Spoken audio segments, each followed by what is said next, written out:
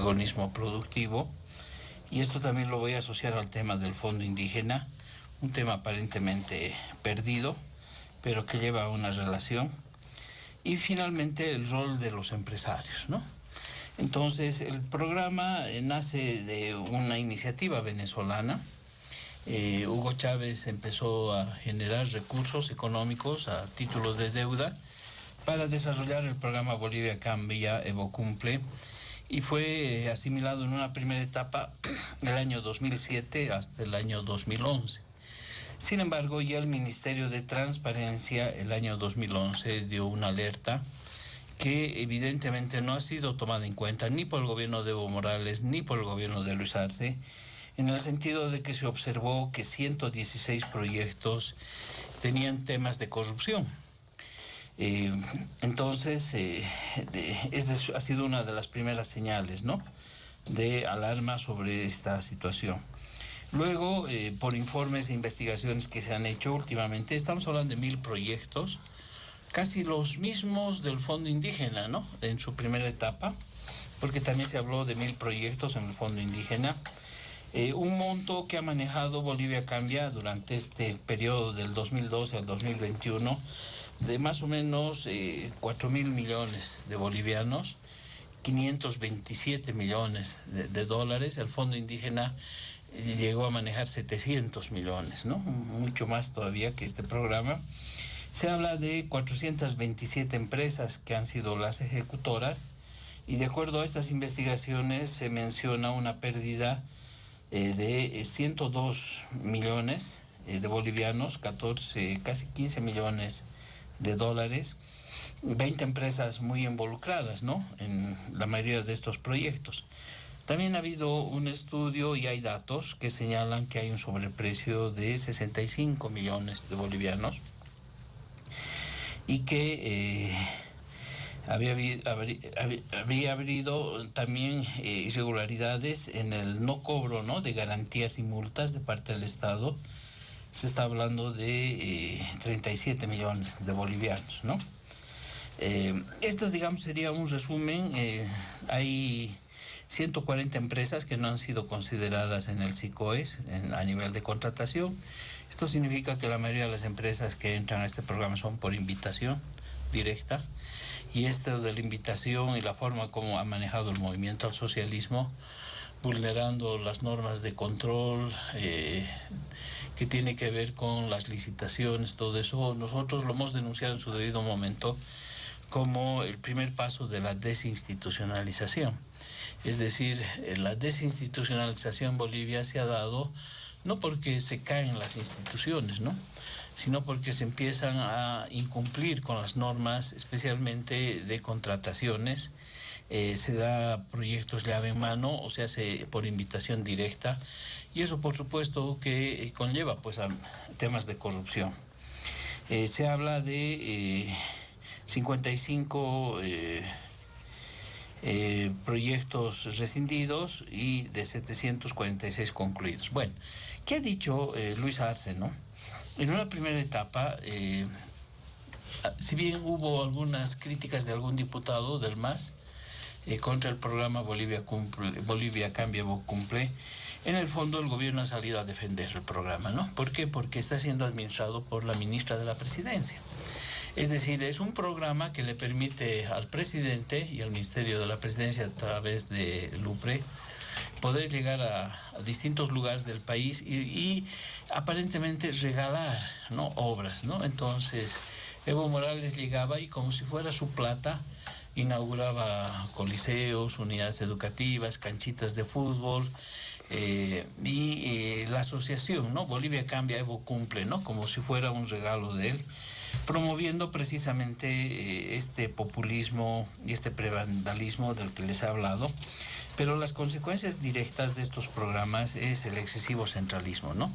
Porque el Ministerio de la Presidencia, a través de este programa, se dedica a construir canchitas y no se dedica a otros temas, y aquí es donde viene la destrucción del sistema de las autonomías. Los alcaldes verdaderamente en este tipo de programas son subsidiarios, ¿no?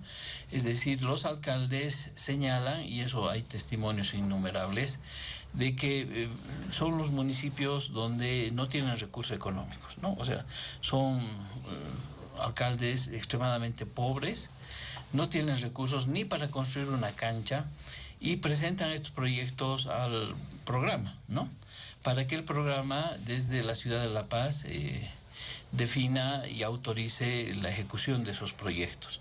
Es tan grande la subordinación, ¿no?, de los alcaldes que un poco más y tienen que peregrinar hasta el Ministerio de la Presidencia a presentar sus proyectos y luego estos son desembolsados, son ejecutados y son inaugurados por el gobierno central. Con esto se ha distorsionado toda la concepción que se tenía de las autonomías y de los gobiernos locales, que deberían ser los ejecutores, los planificadores, a partir de diagnósticos concretos, específicos de las necesidades de la población. Entonces, en ese contexto, este programa destruye las autonomías, le entrega al alcalde un papel sin ningún protagonismo productivo. Lo único que tienen que hacer es presentar los folders a la presidencia, y en ese contexto se ha profundizado este centralismo que ahora lo vemos que acapara más del 85%, por ejemplo, de la inversión pública, ¿no? Entonces, de esta manera se ha ido en contrasentido a lo que eran los postulados de un Estado que se denominó plurinacional autonómico. Las competencias y los recursos que llegan a los municipios, a las gobernaciones y a las universidades son escasos, ¿no? Y ahora se van a reducir todavía muchísimo más. ¿Qué ha dicho la ministra de la Presidencia, no? De que es un patrimonio, dice, de los bolivianos. Es decir, deberíamos sentirnos orgullosos de este mecanismo tan injusto y tan subordinador de las regiones. Deberíamos sentirnos orgullosos y reclamar como un patrimonio de los bolivianos. Es decir, deberíamos estar felices y agradecidos, ¿no?, con el gobierno por la forma en la que se ejecutan estos proyectos, que en su mayoría se han reducido a la construcción de canchas, a la construcción de polígonos, ¿no?, coliseos, a la construcción de algunos hospitales y también de escuelas, ¿no?, cuando en realidad esta debería ser una competencia de las autoridades municipales. En este contexto se denuncia y se sabe que han surgido al calor de estos programas como hongos una serie de nuevos empresarios que, sin tener NIT o sacándolo unos días antes, han firmado contratos y de pronto aparecen como los ejecutores, ¿no?, de estos programas. Se habla que a partir de ahí ha nacido una especie de una nueva élite, ¿no?, local, una nueva élite de empresarios coludidos con el gobierno, y esto ha generado que dentro del empresariado surjan una infinidad, ¿no?, de empresas que están muy contentas con ser complementarios a este programa. Son 427 empresas, hay 20 empresas principales y todas ellas tienen contratos con el Estado, tienen proyectos que todavía se les debe cancelar, y por lo tanto tenemos un sector empresarial que por supuesto que está contento con esta labor, porque desarrollar emprendimientos a partir de iniciativas propias es un riesgo en el país, ¿no? Entonces, qué mejor que vivir bajo la sombra de las compras estatales o las obras estatales que les permiten tener acceso a algunos recursos, y dentro de eso el control, por supuesto, del sector empresarial, ya que prácticamente no habría un cuestionamiento ni de los empresarios ni de los alcaldes. Ahora, decía que esto está vinculado también al tema del fondo indígena, debido fundamentalmente, y con eso acabo esta intervención, a que la crisis del fondo indígena se desata el 2015. Varias ministras de Evo Morales, como la señora Nemesia Chacolio, Julia Ramos, ingresan a la cárcel. Se destapa una mega corrupción de más de 1,000 proyectos, 700 millones de dólares, que fueron estafados, ¿no?, por los dirigentes sindicales, campesinos, de todas las organizaciones. Y Evo Morales, después del escándalo, lo que hace es cerrar, cambia la razón social del Fondo Indígena, que tenía un nombre bastante largo, ¿no?, Fondo Indígena de las organizaciones campesinas, interculturales, etcétera, a Fondo de Desarrollo Indígena. Y al cambiar la razón social, elaboran unos decretos y se ha pasado a la municipalización del Fondo Indígena. Es decir, se ha conculcado los derechos económicos de los pueblos indígenas, que eran una conquista, y en este momento la forma en la que se operativiza los proyectos del Fondo Indígena es exactamente la misma que Bolivia Cambia, Evo cumple, ya que son los alcaldes los que presentan carpetas, se aprueban, se financian, y con eso se han hecho algunas obras complementarias como arreglo de puentes, caminos, pero se ha distorsionado el carácter del Fondo Indígena, que era para el tema de la producción, y se ha eliminado al sujeto económico que ha ganado ese derecho, que son los pueblos indígenas. Muy bien, muchas gracias, don Manuel Morales. ¿Qué dice en este primer punto don José Luis Bedregal? Le damos la palabra. Bienvenido. Adelante. Muchísimas gracias, José Luis. En primer lugar, un saludo a toda la audiencia y los seguidores de Radio Panamericana en Bolivia y en todo el planeta. Por supuesto, un gran saludo también a mis buenos amigos Carlos Saavedra y Manuel Morales. Un gusto poder conversar con ustedes sobre estos temas que son tan tristes, son tan penosos. Ojalá pudiéramos estar hablando de una visión de futuro del país, de programas, debatir ideas, debatir criterios para hacer de Bolivia una nación que a las familias, a nuestras familias, a todas las que nos escuchan, le dieran esperanza, le dieran la certeza de que vamos a vivir mejor en los siguientes años. Pero lastimosamente la agenda en el país se va llenando cada día de este tipo de denuncias, de estos temas que tan mal nos hablan de la gestión pública, del manejo del Estado y de la visión política que tienen algunos actores. Es lamentable porque el hecho que hoy nos trae a la mesa el programa Bolivia Cambia es realmente aberrante, ¿no? Se suma a la lista de hechos bochornosos que necesitan ser seriamente investigados, comenzando por la cabeza del Estado en ese momento, el señor Evo Morales, que hasta ahora no lo llaman a declarar a nada, a pesar de estar inmerso en un conjunto de hechos tan burdos, ¿no? Que necesitan ser esclarecidos para generar justicia, para generar verdad histórica, para encontrarla, pero parece que él es otro tipo de ciudadano, un ciudadano impune, un ciudadano intocable. Tal vez hasta el término de ciudadano le queda muy grande porque es un sujeto intocable y no hay manera de que él sea convocado a las instancias pertinentes para decir su verdad como cualquier ciudadano. Y él está ahí arropado y protegido y desde sus medios de comunicación lanza y dice cualquier cosa, pero que de ninguna manera contribuye a esclarecer la verdad. Este programa en específico tiene al menos 4 criterios básicos para su análisis. El primero, que por supuesto, si no hubieran irregularidades, si descubriéramos que todo se ha hecho de manera legal, transparente, respetando las normas básicas de contratación de bienes y servicios vigentes en el país y que todo funcionario, José Luis, en el país tiene que respetar. O sea, un funcionario que no respeta las leyes, las normas básicas de contratación de bienes y servicios, inmediatamente pues es apuntado por la Contraloría y puesto ante el Ministerio Público. Supongamos que el programa Bolivia Cambia ha sido respetuoso de todas las normas. Si así fuera, ya igual va en contra de los criterios más básicos de gerencia, de planificación y gestión pública responsable. Es una barbaridad, porque con este programa ni siquiera se respetó el sistema de planificación estatal que rige en Bolivia. Ya Manuel lo ha adelantado, comenzó a hacer obras como si fuera además una atribución del Ministerio de la Presidencia, que no es una atribución de esta instancia del Estado.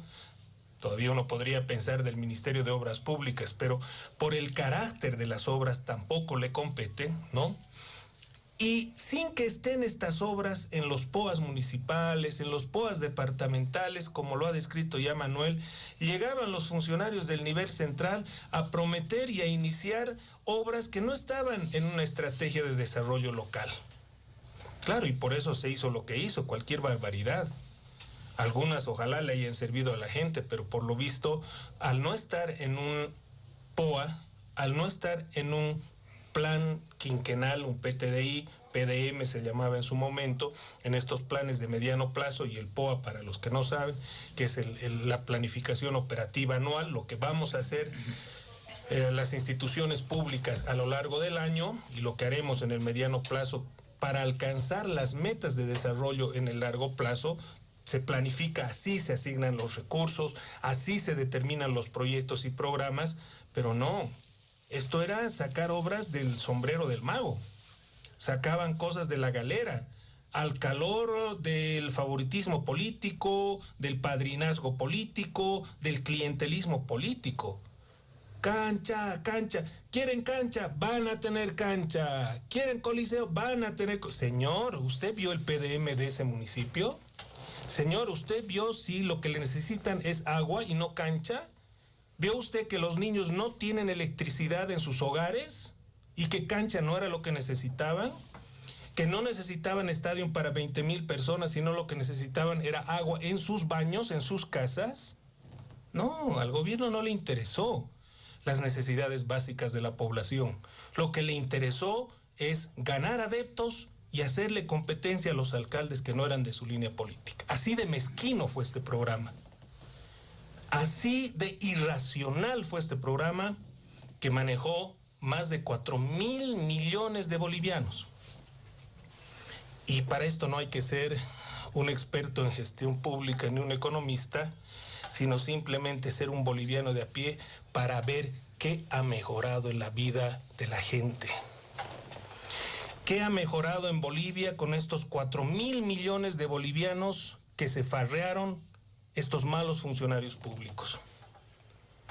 Y el señor Juan Ramón de la Quintana, que estaba a la cabeza del Ministerio de la Presidencia, tendrá pues que decir su palabra.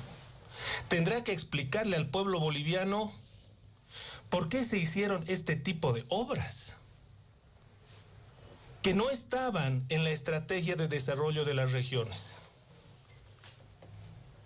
Este programa, además, si fuera poco lo que acabo de decir, que no tiene ningún criterio de planificación estratégica, es un programa que se caracteriza por tener cero transparencia. Cualquier gobierno, local, departamental o nacional, trata de generar sus programas de cero tolerancia a la corrupción. Este era un programa de cero transparencia y métale a la corrupción, por las denuncias que hacen los investigadores y los datos sustentados y respaldados que presentan. Un programa de cero transparencia. Y una muestra de ello, como señala el informe, un informe muy serio, difundido por medios de comunicación muy serios y por periodistas que tienen un prestigio en su sector, que, por ejemplo, no tiene publicados en el SICOES los contratos, los proyectos entre el año 2007 y 2011. Y eso ya es grave, porque esa no es una omisión que puede pasar la Contraloría General del Estado por alto. ¿Y qué ha dicho la Contraloría hasta el día de hoy? Nada, silencio absoluto. ¿Dónde está el Contralor interino puesto por el presidente? ¿Por qué no sale a los medios a declarar? Y que le explique al pueblo boliviano cómo es posible que haya una instancia en el Estado que está libre de publicar los procesos de contratación en el SICOES. ¿Cuál es la explicación? ¿Bajo qué norma esos funcionarios y el ministro Juan Ramón de la Quintana tenían la potestad de no publicar esas contrataciones? Cosa que es absolutamente obligatoria, y hay funcionario que no lo haga. Está sujeto a procesos administrativos, civiles y penales. Pero parece que aquí la Contraloría se hizo de la vista gorda. O sea, ¿qué es lo que está pasando con este programa Evo Cumple? Tercero, en términos económicos, un desastre total. Porque si medimos el impacto de las obras que están señaladas en el informe y otras que no están en el informe, vamos a ver que su impacto es prácticamente nulo. Por lo tanto, 4.000 millones de bolivianos mal manejados que privan a los niños de este país tener la cantidad de médicos necesarios para atender la salud de nuestros niños, que privan a las familias bolivianas y a nuestros niños de tener conectividad al Internet para no estar en el rezago del conocimiento, que privan a nuestros niños de tener escuelas acordes a los tiempos actuales y a las necesidades. Y es una pena recordar lo que está pasando en el Chaco, lo que está pasando en La Paz, para no ir lejos, con escuelas que han sido mostradas, difundidas por los medios de comunicación, donde los techos y las paredes están amenazando la integridad física de nuestros niños. Y en época de lluvias, las goteras son parte de las clases cotidianas que tienen que pasar nuestros niños a lo largo del país. Pero estos malos funcionarios, malas autoridades que estuvieron al frente del Ministerio de la Presidencia y del programa Bolivia Cambia, Evo Cumple, mal denominado además, no tuvieron ningún empacho en incurrir en estos actos que están siendo denunciados por los periodistas investigadores. Y termino.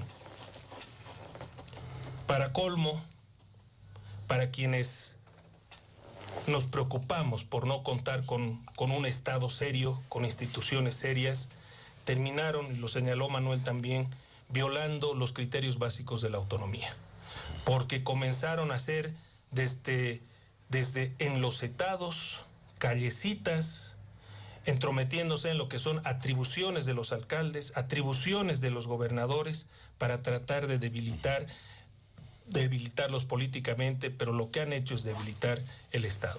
Es un programa que va a quedar en la memoria de los bolivianos como lo que jamás se debe hacer si uno es leal con el pueblo. Muy bien, muchas gracias.